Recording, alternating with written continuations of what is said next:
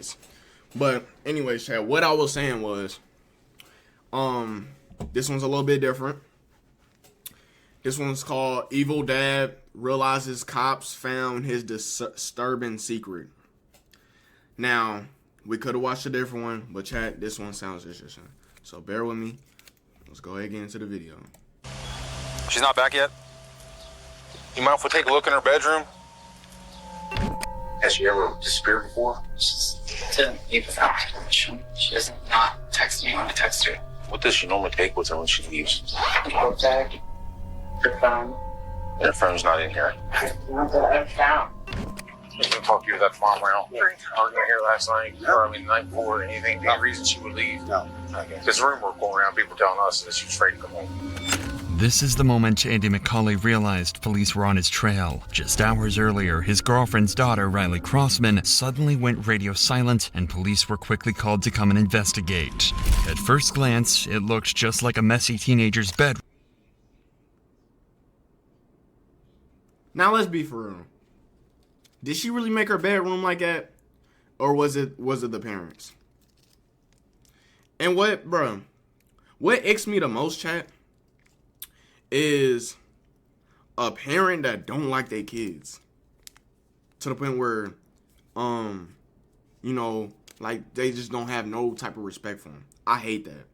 Room with nothing out of the ordinary, but as the officers scoured through the clutter, unsettling details began to emerge. This was her book bag. Debbie says she wore it, but she said the kids already went through everything. Money.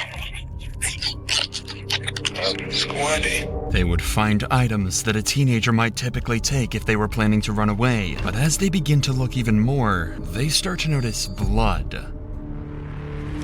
Blood was on her sheet, and more was found on her comforter. The cops were now certain that foul play had occurred, and something terrible happened to Riley. As they try to piece together the puzzle, police find themselves entangled in one man's web of deceptions and twisted lies, all crafted to conceal his one single disturbing secret. On May 8, 2019, dispatchers received a call from a concerned woman reporting the disappearance. Hold on, wait. Shout out to Tish Law. Every day we eat swell. Every day we eat good. Of her 15-year-old daughter, Riley Crossman. As officers arrive at the scene, they come into contact with the caller, Chantel Oakley, and her boyfriend, Andy McCauley. What's going on, man? Haven't seen you in a long time. It's been a while. Any word? You mind if we take a look in her bedroom? Has she ever disappeared before? She didn't leave without permission. She doesn't not text me when I text her. This is the only mirror we have like this, so I came in yesterday morning, and I don't remember that being there. And especially her glasses, because this is not exactly the way it was. I've been in here digging and looking to see if there was a note or anything like that. According to Riley's mother, this was unlike her, and she wasn't one to run off without telling anyone. A quick search of her room revealed that her belongings were untouched, except her bed, which was covered in bloodstains. This was highly suspicious, so officers quickly took a sample and sent it off for DNA testing. But for now, officers need to gather as much information as possible from people who last saw Riley, so they decide to question Andy about his whereabouts that day. Just didn't talk to you with that mom around. Arguing here last night, or I mean the night before, anything, any reason she would leave? No. Okay. There's a rumor going around, people telling us that she was afraid to come home. I don't know if that's, you know how people go sometimes. But that was nothing like that. Okay. So, She wouldn't have to be her. I mean, they're right. they ain't like that. They're never like that. This is nothing. Yeah. Her mom wasn't even home. Right. She's at work. No, you. They said that she got an argument No. with you and, No. and didn't want to come home. No. So, I don't know. She was her you can ask your grandma. She was here doing dishes and everything. Her grandma was here till 7:30. Okay. Debbie. Right. Yeah. When's the last time you saw her? Like 9, maybe 10ish. At night? Yeah. And what context was that?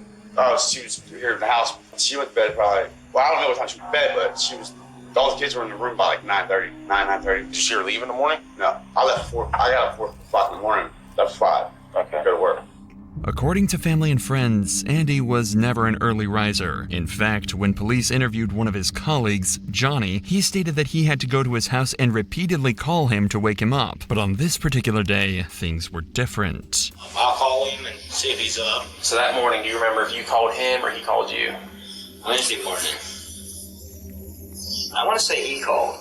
But this was not the only strange thing about Andy that day. He also told police that he was at work all day, and when cops interviewed another one of his colleagues to verify his alibi, they found out that Andy had left work and was gone for nearly 5 hours. And he gets back at roughly, it's probably 2:45. So he was going a while. Four, almost 5 hours. Because of this, detectives now know that Andy hasn't been completely honest with them so far, at least about staying at work the full day. This is very clearly a red flag and means that he's trying to... Off the bat, you lying hard to the cops just gives them the permission and every right to lead it back to you. And then off the bat, they already know who their suspect is. You lying already know, bro. I'm trying to tell you. I'm being so dead serious, chat. I'm putting y'all on game. You lying to a police officer, a cop, detective, it doesn't matter. You lying to them off the bat, it's going to retrace it back. And they're going to be like, yep, we already got our suspect. We just got to prove that he did the dirty work. Hide something from them, but Andy might not be the only one hiding something, as officers would find out when they decide to look into Riley's boyfriend, Hayden. For the last 8 months, the two reportedly FaceTimed every night, so officers believed that if anyone was in contact with Riley the night before, it would be Hayden, and he was soon called in for an interview 2 days after Riley went missing.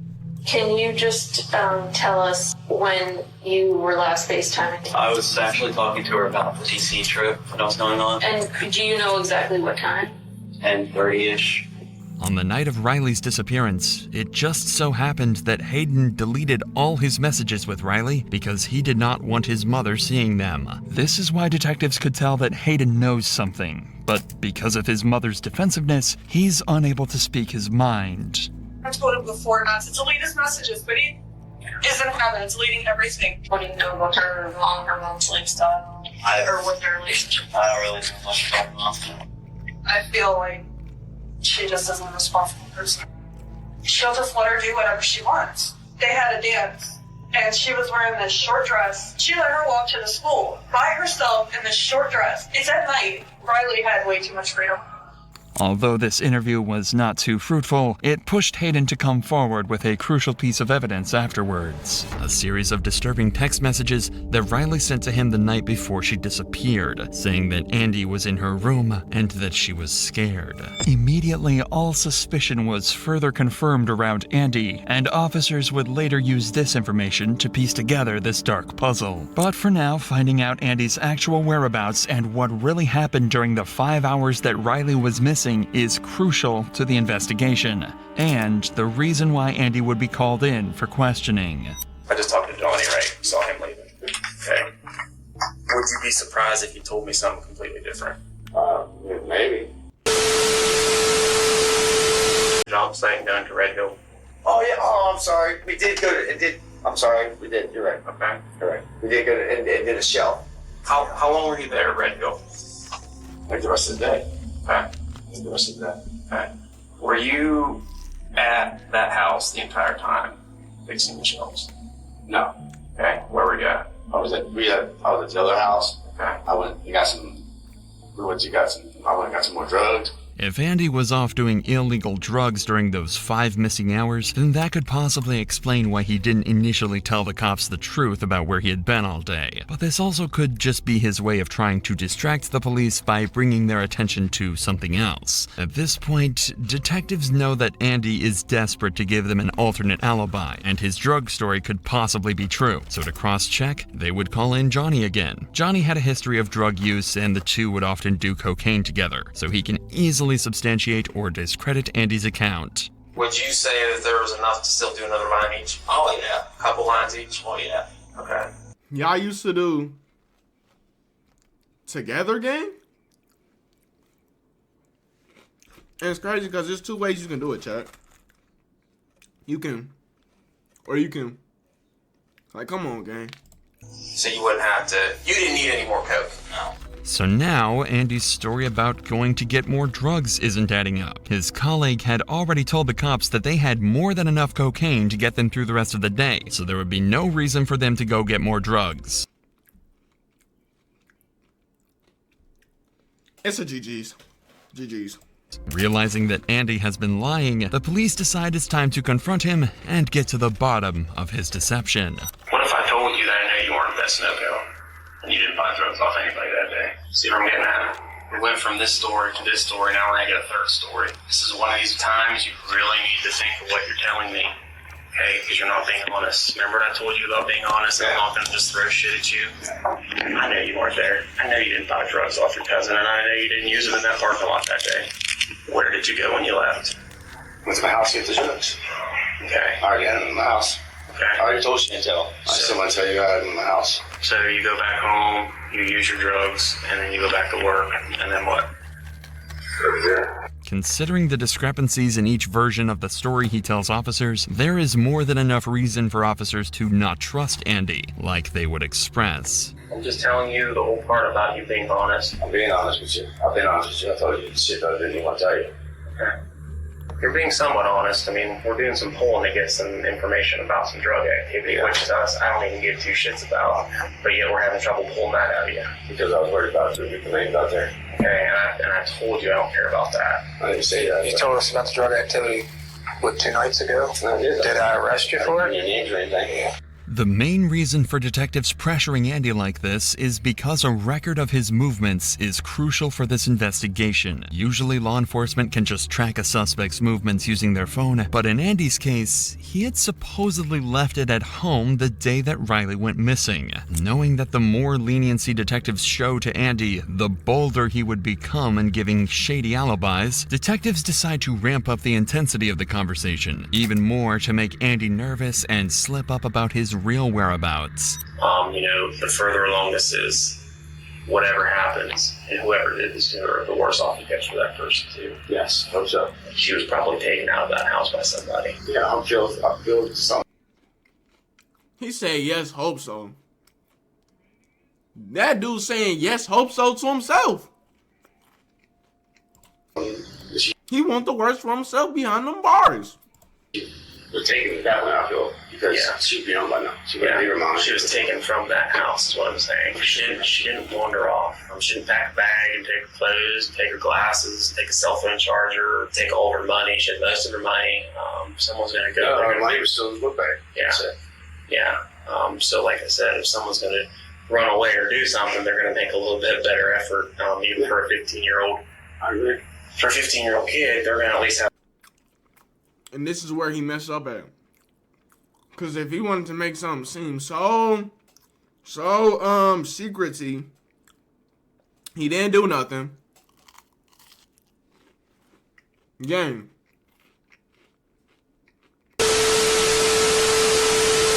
So secrecy, like he didn't do nothing. He would have got the stuff. Chat, he would have got the stuff, and it wouldn't been no problem. Like he would have, he's bro. And look, he's not a bro.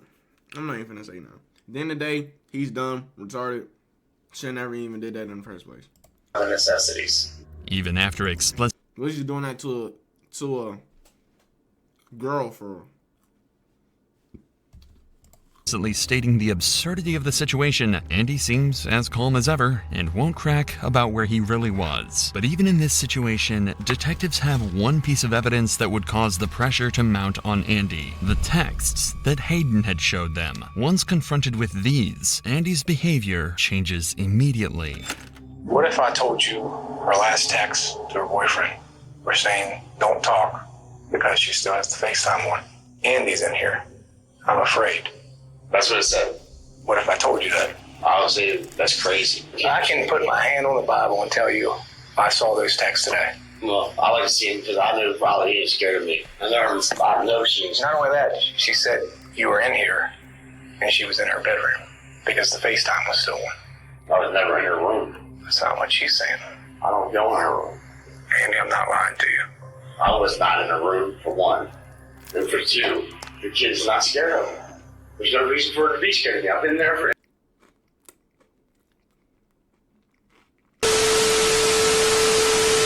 I am bapped this hard is actually absurd.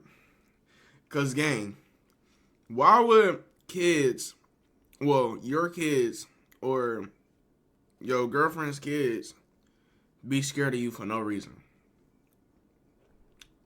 It's obviously natural in the human body on the human being scared, basically the kids being scared of you for a reason. They're not finna just do it for no reason. And if they don't like you, they just gonna say they don't like you. They obviously gonna say that, but they scared of you, gang. So it's more to it. It's not no, oh, I've been there half of their life. No, I'm always with them. How could they be scared of me? Nah, bro. You know what it is. You know what it is. Been away for a year and a half. Taking care of her, giving her these needs. What we're saying, like I get that, and I hear you, but what we're saying is that's what she's saying. So obviously to her, she's afraid of something.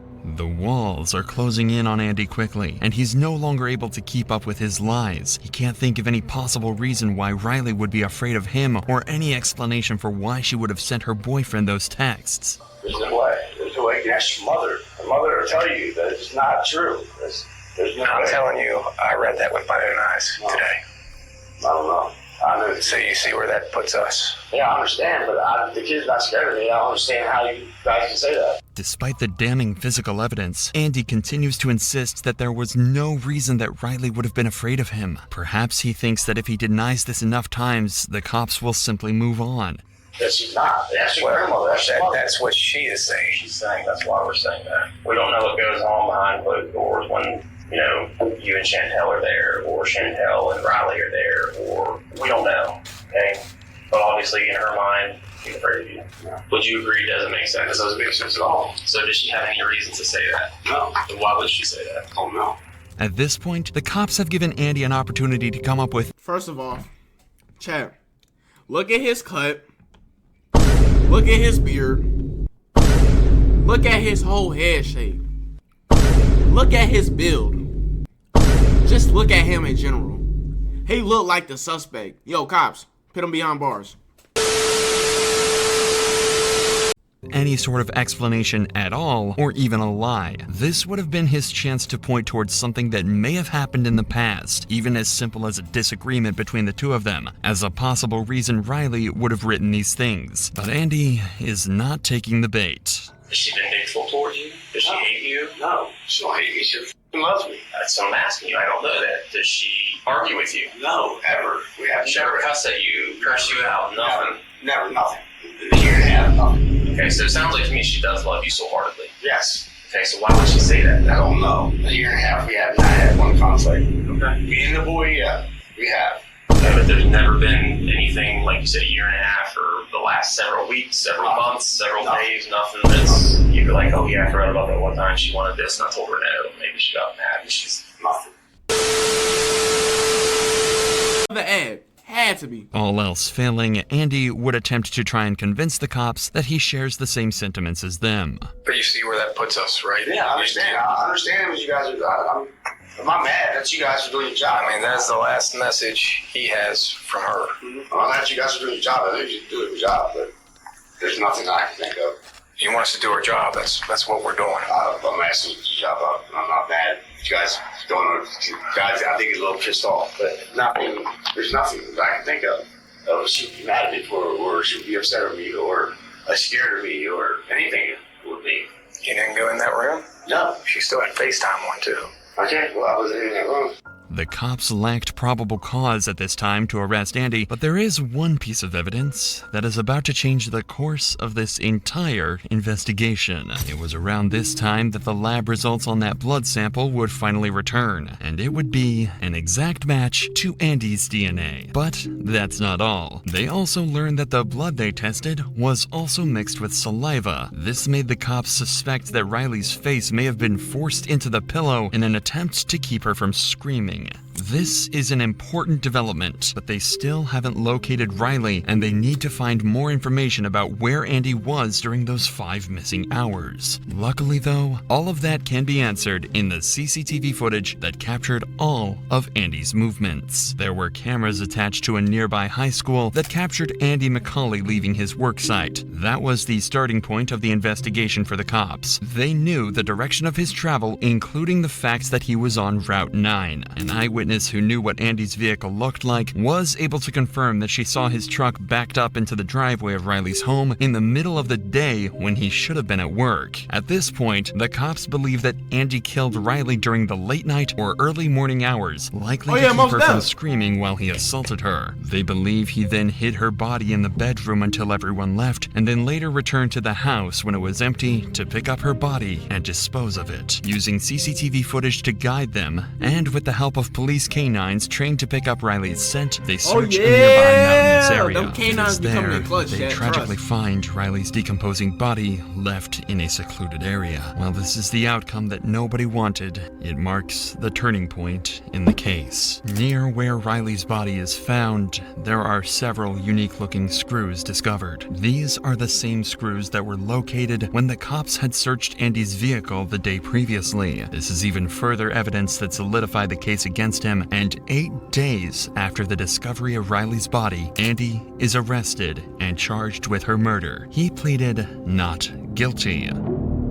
In the trial, Andy's defense argued that the prosecution failed to provide a clear motive or definitive cause of death, as the exact cause could not be determined due to the body's decomposition. Despite this, the jury found significant evidence linking McCauley to the crime, such as the presence of drywall mud on Crossman's body, which matched the drywall found in McCauley's truck, and inconsistencies in McCauley's statements about his whereabouts on the day of Crossman's disappearance. The jury deliberated for about 4 hours over the course of 2 days and decided that the monster who murdered Riley was none other than Andy McCauley. We, the members of the petit jury, as to the issues joined, find the defendant, Andrew J. McCauley Jr., as follows. Count 1, murder. Guilty of murder in the first degree. Finally, justice for Riley had been served. The only thing left was for Andy to be sentenced. The judge presiding over the case sealed his fate by giving him 2 life sentences. He will never see the light of day as a free man ever again.